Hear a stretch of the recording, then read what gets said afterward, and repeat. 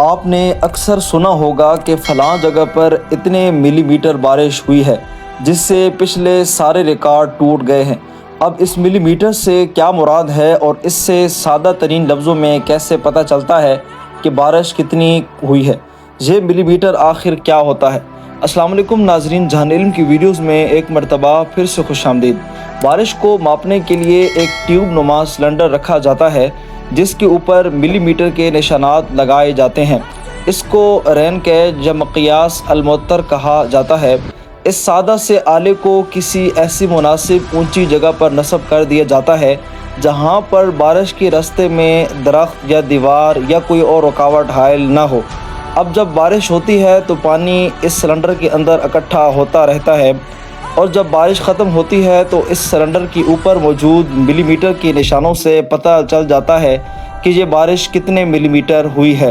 اب 1 ملی میٹر بارش کا مطلب کیا ہے؟ اس کا سادہ سا مطلب 1 مربع میٹر میں 1 لیٹر پانی برسا ہے۔ اگر کہیں 10 ملی میٹر بارش ہوئی ہے تو اس کا مطلب ہے کہ آپ کے صحن یا چھت میں فی مربع 10 لیٹر پانی برسا ہے۔ جتنے ملی میٹر بارش اتنے لیٹر فی مربع میٹر بارش۔ گزشتہ دنوں میں چکوال میں تقریباً 470 ملی میٹر بارش ہوئی۔ اس کا مطلب 1 مربع میٹر میں تقریباً 470 لیٹر پانی برسا۔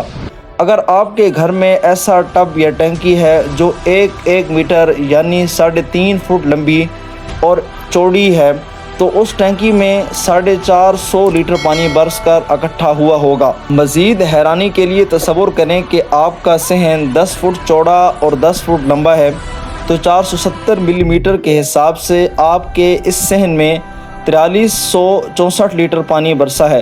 آگے مجموعی طور پر اندازہ لگا لیں کہ چکوال میں مجموعی طور پر کتنا پانی برسا ہوگا اور اس سے کتنی تباہی ہوئی ہوگی۔